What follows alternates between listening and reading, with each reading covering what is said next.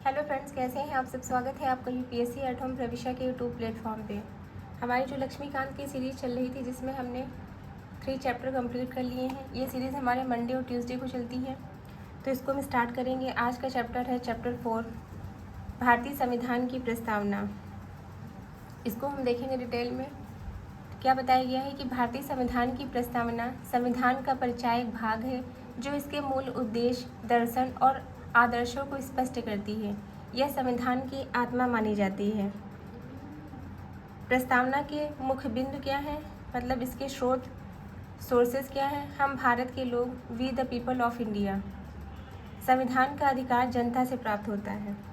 इसमें बताया गया है कि भारतीय संविधान की जो प्रस्तावना है वह संविधान का आधारभूत परिचय देती है जो इसके मूल्यों, उद्देश्यों, दर्शन को स्पष्ट करती है। इसे संविधान की आत्मा कहा जाता है, सोल ऑफ द कॉन्स्टिट्यूशन कहा जाता है।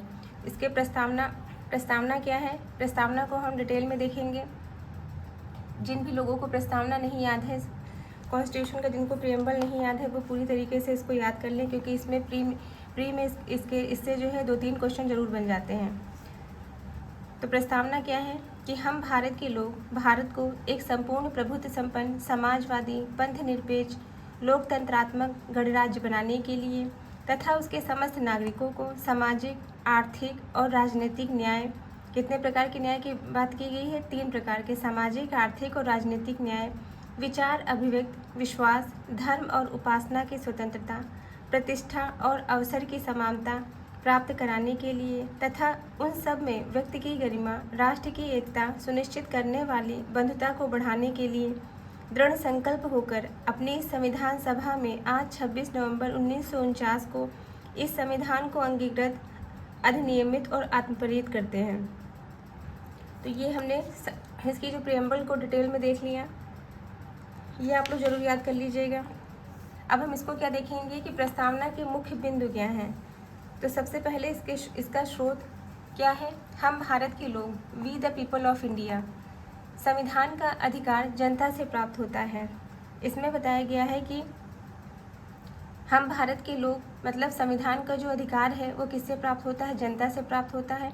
यह लोकतंत्र की भावना को दर्शाता है। नेक्स्ट क्या है, भारत की प्रकृति। इसके अंतर्गत हम देखेंगे कि यह क्या है, संप्रभु है, मतलब सॉवरेन है, संपूर्ण प्रभुत्व संपन्न।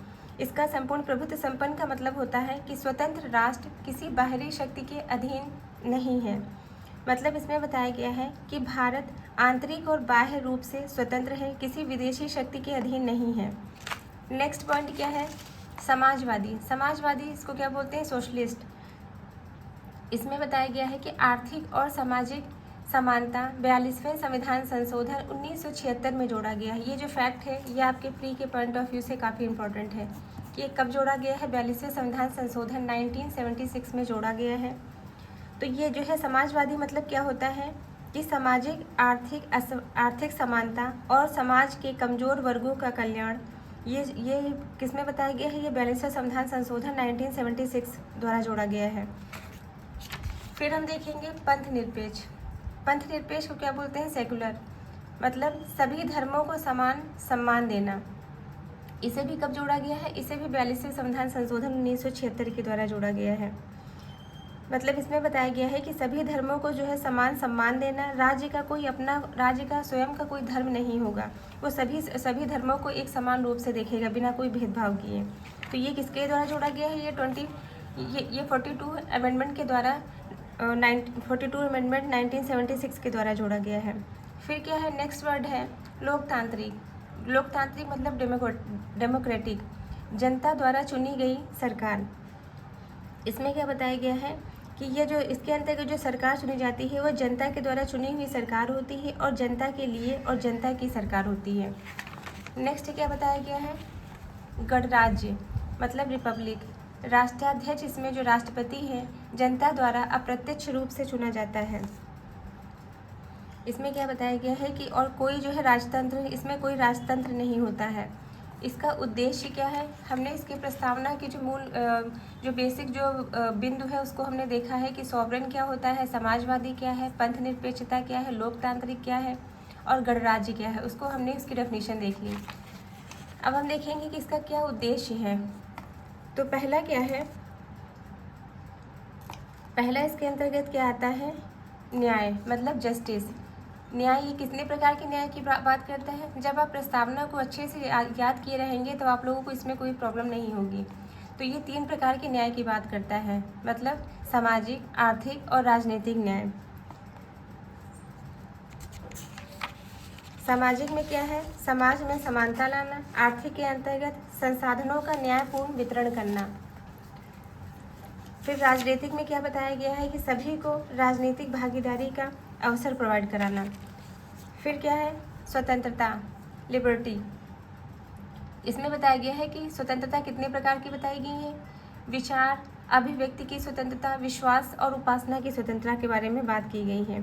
इसमें बताया गया है कि विचार, अभिव्यक्ति, विश्वास, धर्म और उपासना की स्वतंत्रता। फिर हम समानता के बारे में बताएंगे। समानता में क्या बताया गया है, अवसर और कानून के समक्ष समानता, मतलब किसी भी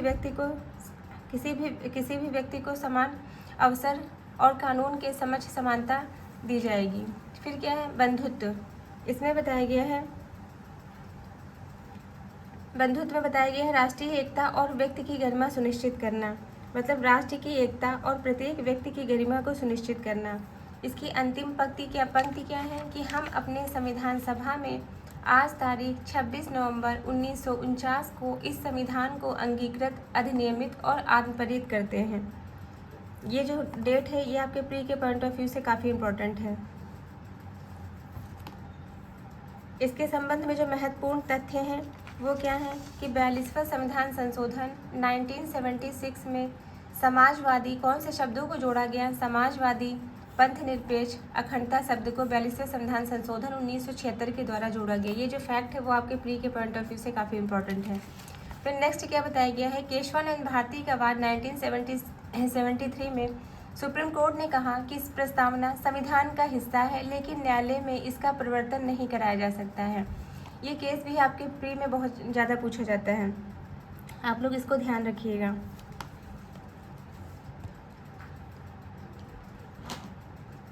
फिर इसको हम देखेंगे प्रस्तावना का जो ऐतिहासिक संदर्भ है वो क्या है, इसका प्रभाव, प्रस्तावना का जो प्रभाव है वो कहाँ से प्रेरित है, प्रस्तावना का ऐतिहासिक संदर्भ, ऐतिहासिक संदर्भ। इसमें बताया गया है कि ये जो है ये कहाँ से जो है प्रभावित है, यह अमेरिका संविधान से प्रेरित है, लेकिन आयरलैंड के संविधान से, मतलब इस ये किससे, अमेरिका के संविधान से, अमेरिका के संविधान से यह प्रेरित है, लेकिन आयरलैंड के संविधान से, आयरलैंड के संविधान से न्याय, स्वतंत्रता और समानता, कौन से शब्द लिए गए हैं, न्याय, स्वतंत्रता और समानता शब्दों को लिया गया है।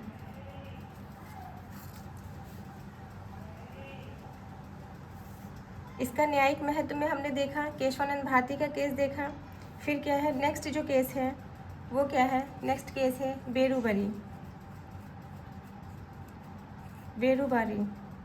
बेरूबारी यूनियन, ये 1960 का केस है। इसमें प्रारंभ में कहा गया कि प्रस्तावना जो है, संविधान का जो प्रस्तावना जो है वो संविधान का भाग नहीं है, संविधान का पार्ट ये नहीं है। लेकिन जो केशवानंद भारती का जो केस था उसमें इस निर्णय को क्या किया गया, बदल दिया गया। केशवानंद भारती के मामले में, केशवानंद भारती के बाद में इस निर्णय को बदल दिया गया, को चेंज कर दिया गया।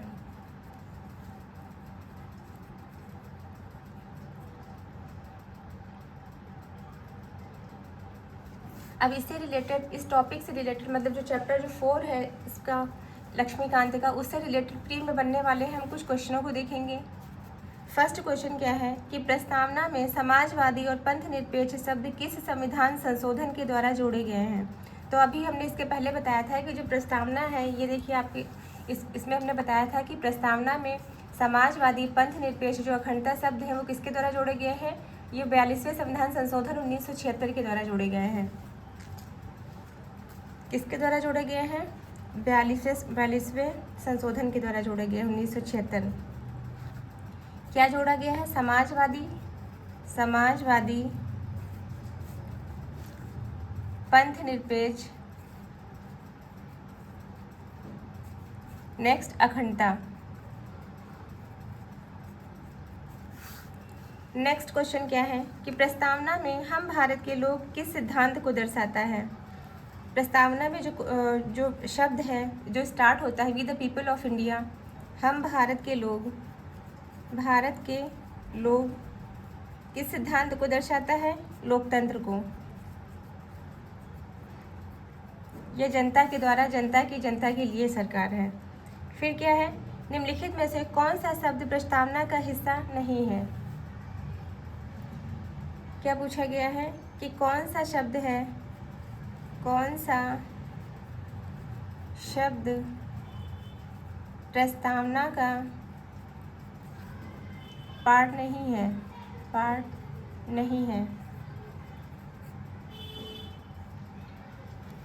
कौन सा पार्ट है? न्याय है, स्वतंत्रता है। ये आप क्वेश्चन तब सॉल्व कर पाएंगे जब आप लोगों को पूरी प्रस्तावना टू द पॉइंट याद होगी, तो इसलिए प्रस्तावना जरूर याद कर लीजिएगा इसकी। न्याय, स्वतंत्रता, समानता शब्द इसके अंतर्गत आते हैं। फिर क्या है? केशवानंद भारती 1973 में सुप्रीम कोर्ट ने क्या फैसला दिया। हमने अभी ये देखा था केशवानंद भारती का केस। केशवानंद भारती 1973 में सुप्रीम कोर्ट ने कहा कि प्रस्तावना संविधान का हिस्सा है, लेकिन न्यायालय में इसका प्रवर्तन नहीं कराया जा सकता है। तो ये जो दो केस हैं ये इस चैप्टर से बहुत ही ज़्यादा इम्पॉर्टेंट है। जो फर्स्ट केस है बेरूबारी का मामला, इसमें बताया गया है, बेरूबारी के बाद में बताया गया है, ये 1960 का केस था। इसमें बताया गया है कि जो प्रस्तावना है वह संविधान का पार्ट नहीं है, किंतु केशवानंद भारती के मामले में इसके द्वारा दिए गए निर्णय को चेंज कर दिया गया और कहा गया कि जो केशवानंद भारती का जो केस है उसमें बताया गया है कि प्रस्तावना संविधान का पार्ट है, लेकिन इसमें जो है प्रवर्तन नहीं कराया जा सकता, लेकिन न्यायालय में इसका प्रवर्तन नहीं कराया जा सकता है।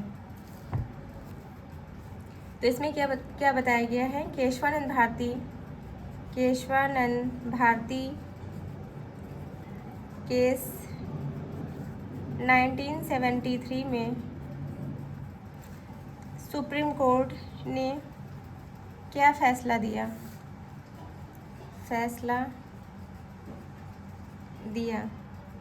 क्या फैसला दिया?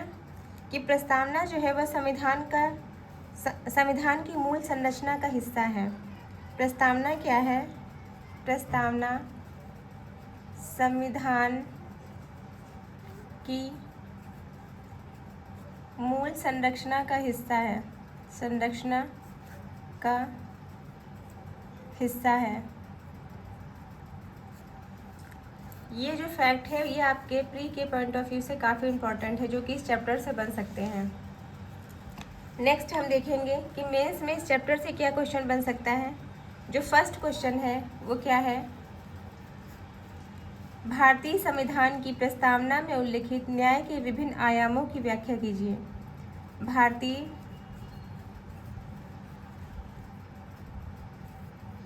संविधान की प्रस्तावना में उल्लिखित न्याय के विभिन्न आयामों की व्याख्या करें। तो हम इसको कैसे सॉल्व करेंगे इस क्वेश्चन को? सबसे पहले हम इसका इंट्रो देंगे, फिर मेन बॉडी, फिर कंक्लूजन। इंट्रो में हम भारतीय संविधान की प्रस्तावना के बारे में बताएंगे 15 से लेकर 20 शब्दों में। उसके बाद में मेन बॉडी में जो है हम क्या बताएंगे, मेन बॉडी में हम बताएंगे जो इसमें 3 प्रकार के जो न्याय की बात करी गई, हमारी जो प्रियम्बल है कॉन्स्टिट्यूशन का, उसमें जो 3 प्रकार के न्याय की बात करी गई है, सामाजिक न्याय, आर्थिक न्याय और राजनीतिक न्याय, उसको हम डिटेल में डिफाइन करेंगे मेन बॉडी में। सामाजिक न्याय, सामाजिक न्याय, नेक्स्ट क्या है, आर्थिक न्याय, न्याय और राजनीतिक न्याय।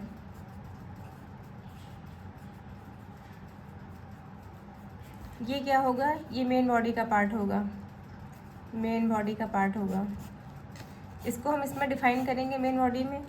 तो सामाजिक न्याय में हम क्या बताएंगे कि समाज के सभी वर्गों को समान अवसर का अधिकार, सभी वर्गों को समान अवसर, इसका हम एग्जाम्पल देख सकते हैं, SC ST को आरक्षण, रिजर्वेशन। नेक्स्ट क्या है, संपत्ति और संसाधनों का आर्थिक न्याय में, मतलब जो संपत्ति और संसाधन है उसको न्यायपूर्ण तरीके से वितरित किया जाए, मतलब इसमें बताया गया है कि जो समाज के जो सबसे अंतिम तबके का जो व्यक्ति है उसको भी जो है उसका लाभ मिल सके। संपत्ति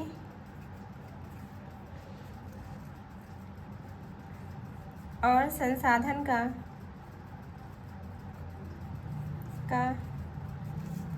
न्यायपूर्ण वितरण। इसका एग्जाम्पल देख सकते हैं, भूमि सुधार, नेक्स्ट न्यूनतम मजदूरी अधिनियम,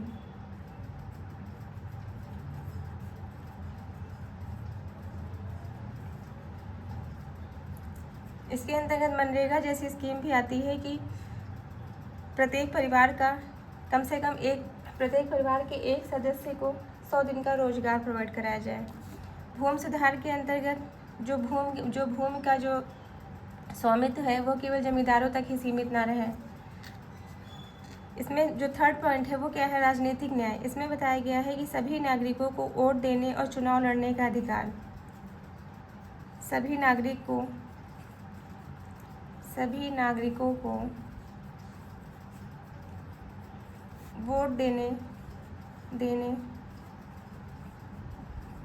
और चुनाव लड़ने का अधिकार।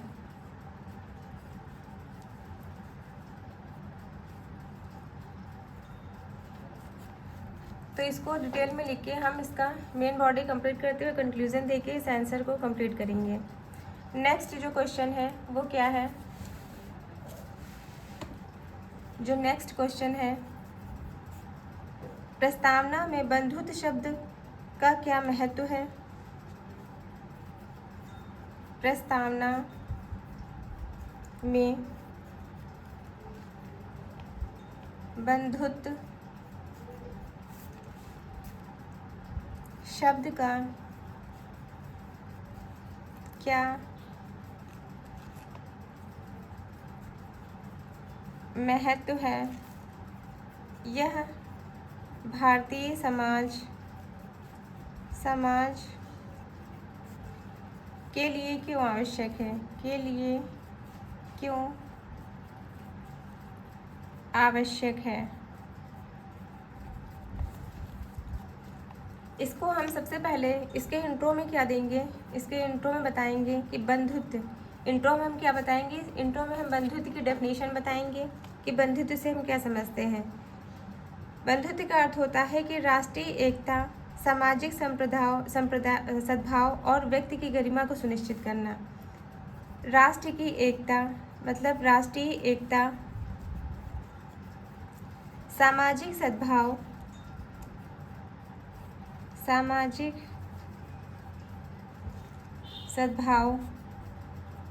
और व्यक्ति की गरिमा सुनिश्चित करना।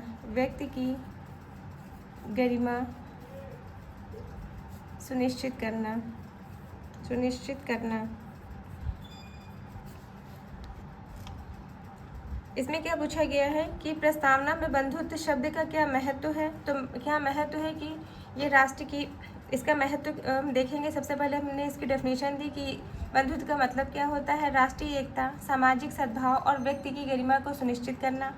नेक्स्ट क्या है कि यह भारतीय समाज के लिए क्यों आवश्यक है, इसकी क्या इम्पोर्टेंस है, ये हम देखेंगे। क्यों इम्पोर्टेंस है, क्योंकि भारत की विविधता में एकता को बनाए रखना है। भारत की विविधता, भारत जो विविध संप्रदाय, विभिन्न धर्मों का जो देश है, उसमें एकता को बनाए रखना, इसका जो मेन मोटिव है वो है को बनाए रखना।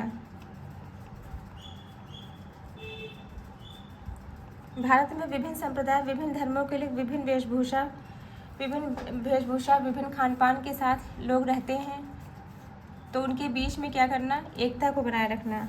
सेकंड क्या है, जाति धर्म और क्षेत्रीय विभेदों को दूर करना। जाति धर्म और क्षेत्र से संबंधित जितने भी विभेद होते हैं उनको दूर करना, क्षेत्रीय विभेदों को दूर करना।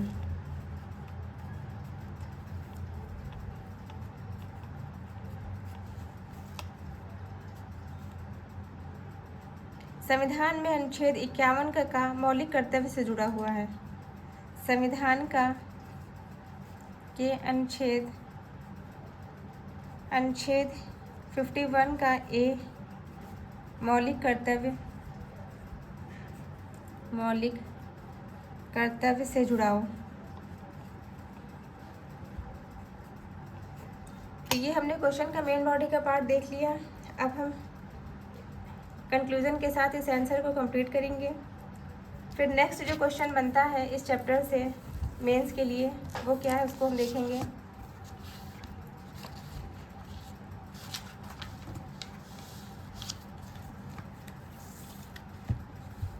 नेक्स्ट क्वेश्चन क्या बनता है,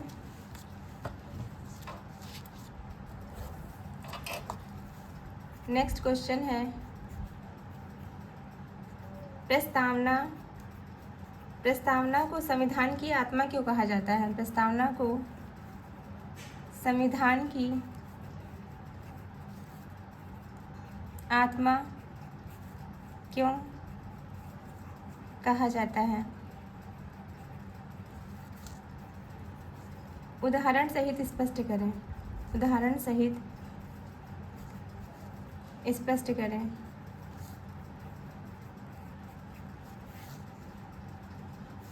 सबसे पहले हम इंट्रो में प्रस्तावना के बारे में लिखेंगे 15 से 20 शब्दों में। उसके बाद में हम क्वेश्चन का जो मेन बॉडी का पार्ट है उसमें हम देंगे कि इसका क्या कारण है कि प्रस्तावना को संविधान की आत्मा कहा जाता है। क्या जो है कारण है, कौन से रीज़न है जिसके कारण जो है प्रस्तावना को संविधान की आत्मा कहा जाता है। तो फर्स्ट क्या है कि यह संविधान के उद्देश्यों, न्याय, स्वतंत्रता, समानता को स्पष्ट करती है। यह क्या करती है, यह संविधान के उद्देश्यों, न्याय, स्वतंत्रता, समानता को स्पष्ट करती है।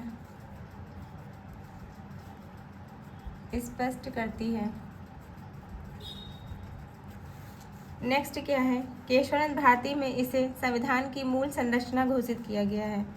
जो केशवानंद भारती का जो वाद है, केशवानंद भारती के वाद में इसे संविधान की मूल संरचना घोषित किया गया है। मूल संरचना घोषित किया गया है।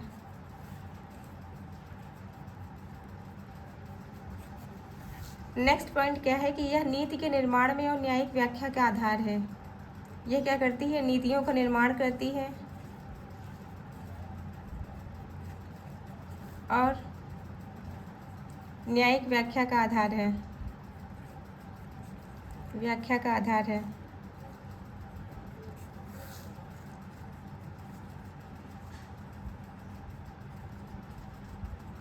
इसका हम उदाहरण देख सकते हैं। सामाजिक न्याय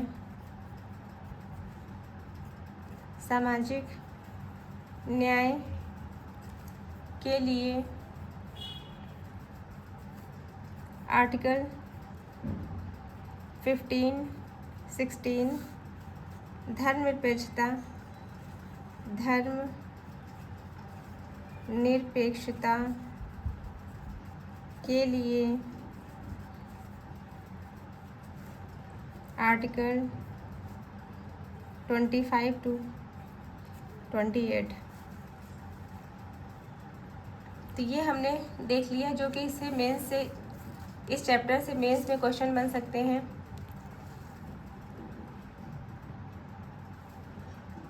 एस्से का जो टॉपिक है जो इस चैप्टर से बन सकता है वह क्या है? भारतीय संविधान की प्रस्तावना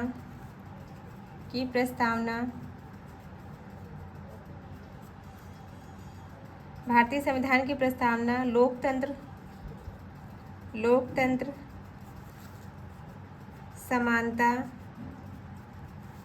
और न्याय की अभिव्यक्ति।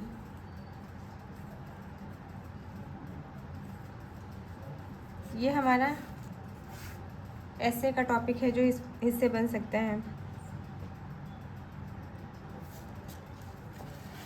तो ये हमारा चैप्टर कंप्लीट होता है।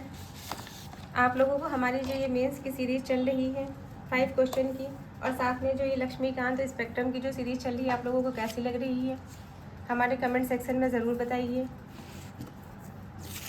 तो ऐसे ही पढ़ते रहिए, लाइफ में आगे बढ़ते रहिए। यूपीएससी एट होम प्रविशा के साथ में मेंस आंसर राइटिंग करते रहिए। Thank you.